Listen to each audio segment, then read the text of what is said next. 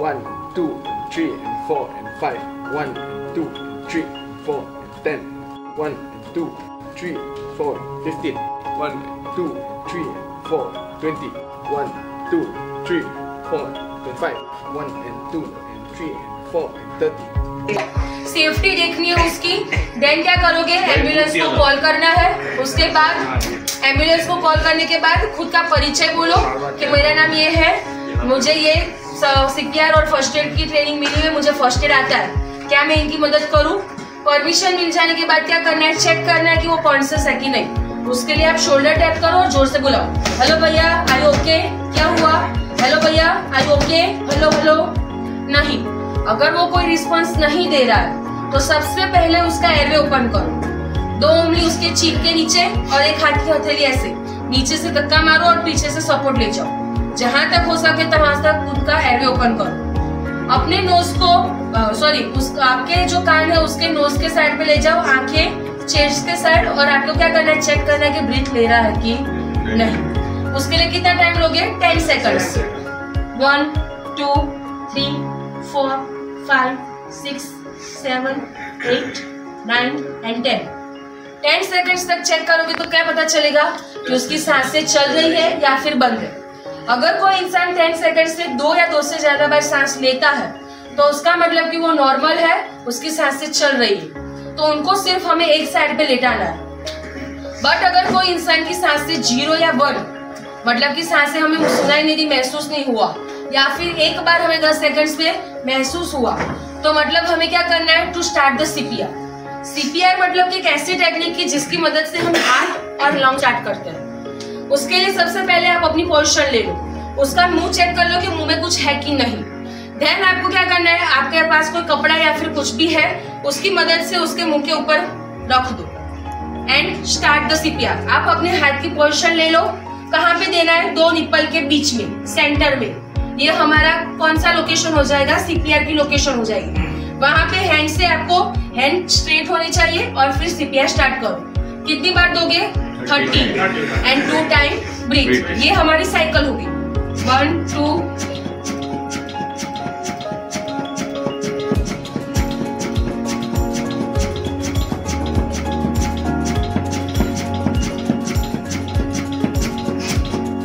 30 time हो जाने के बाद उसका एयरवे ऐसे ओपन करो, नोज को प्रॉपरली पिंच करो और जोर से 2 बार फूंक मारो उसके मुंह में, ठीक है। 1, थोड़े से अप हो जाओ, देन सेकंड।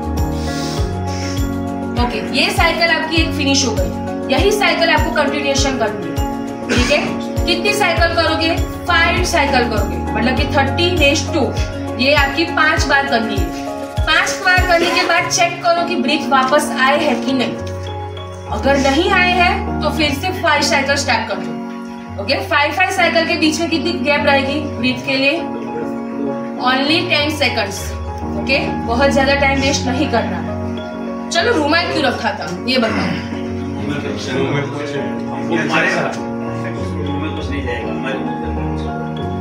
नहीं है मेरे मुंह में तो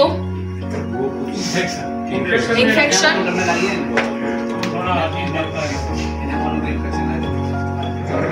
थोड़ा अजीब लगता है, इसीलिए अगर मेरे पास रुमाल नहीं है तो भी मैं दूंगी, ठीक है, ऐसा नहीं कि नहीं दूंगी।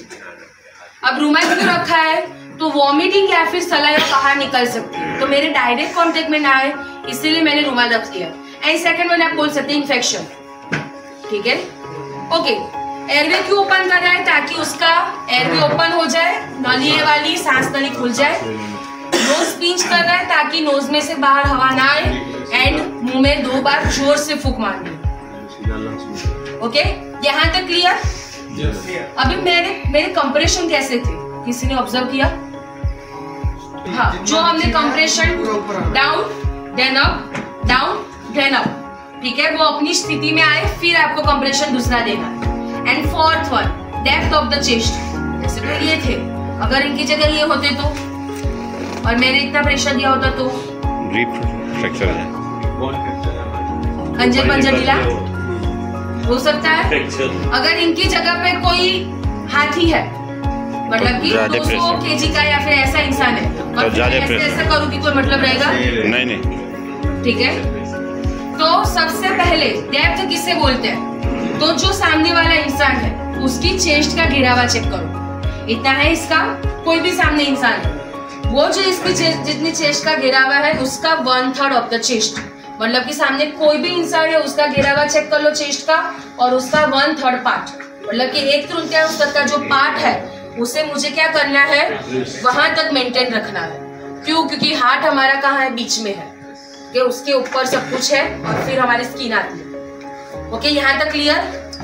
4 चीज, rhythm, recall, and third one speed 100 to 120 पर minute, and fourth one 1/3 of the chest, depth इतनी मेंटेन रखनी है। Okay, clear? यहाँ तक कोई किसी को कोई डाउट? ओके, क्वेश्चन पूछ।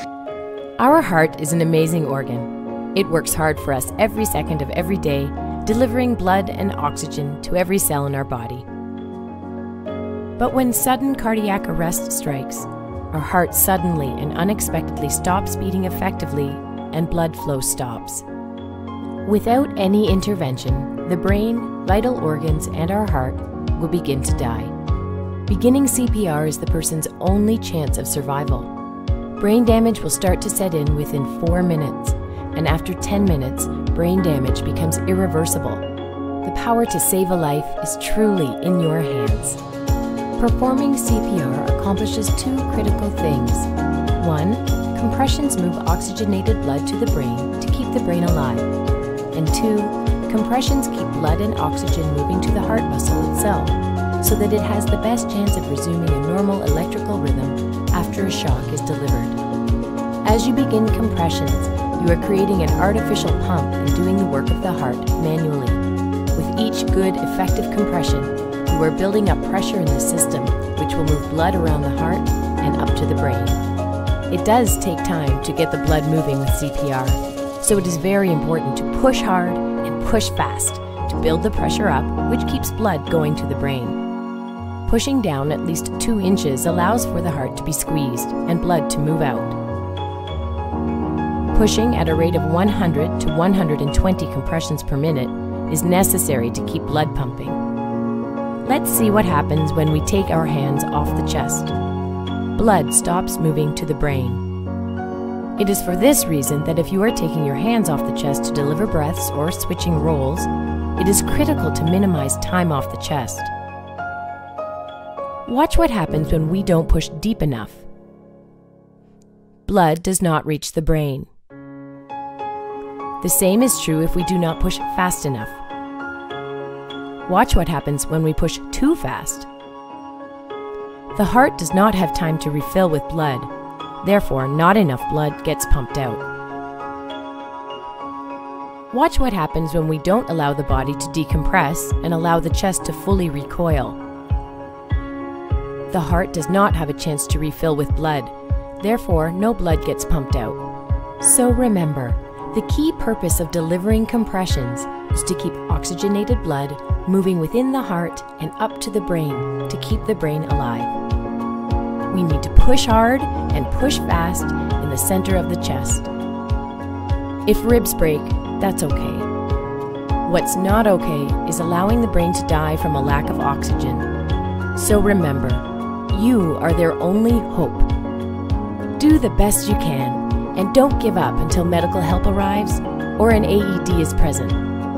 You can do it.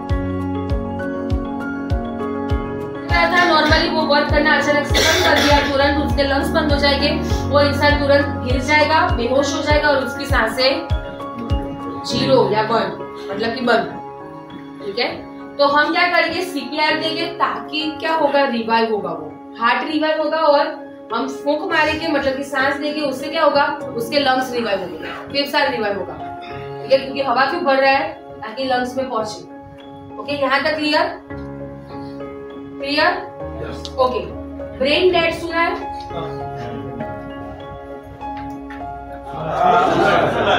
क्या होता है? ना ब्रेन जब काम बंद करता है तो पूरे बॉडी का फंक्शन बंद हो जाता है, जिससे हम कोमा कहते हैं। सुना होगा, ब्रेन डेड इंसान ने सारे ऑर्गन डोनेट किए, ये किया। ठीक है, अभी ब्रेन डेड कब होता है? नॉर्मली हार्ट वर्क कर रहा था, अचानक से हार्ट बंद हो गया। हार्ट बंद हो गया तो क्या होगा, ब्लड सर्कुलेशन स्टॉप। ठीक है, अभी ब्लड सर्कुलेशन स्टॉप तो हमारा जो ब्रेन कहाँ पे है, खोपड़ी। ठीक है, खोपड़ी में हमारा ब्रेन है ना? प्रॉपरली बोलो कि हाँ है, ठीक है, वरना मुझे लगेगा कि बाहर से कोई लाना पड़ेगा। ओके, अब उसके अंदर क्या होता है, सेल्स, कोष, उसको क्या चाहिए, ऑक्सीजन और ब्लड। ठीक है, काम करने के लिए क्या चाहिए, ब्लड और ऑक्सीजन चाहिए। अभी क्या वो हार्ट वो नॉर्मली पहुंचा रहा था, पर अभी हार्ट बंद हो गया है तो जो ब्लड सर्कुलेशन स्टॉप हो गया, सबसे पहले हमारे ब्रेन को असर होगा।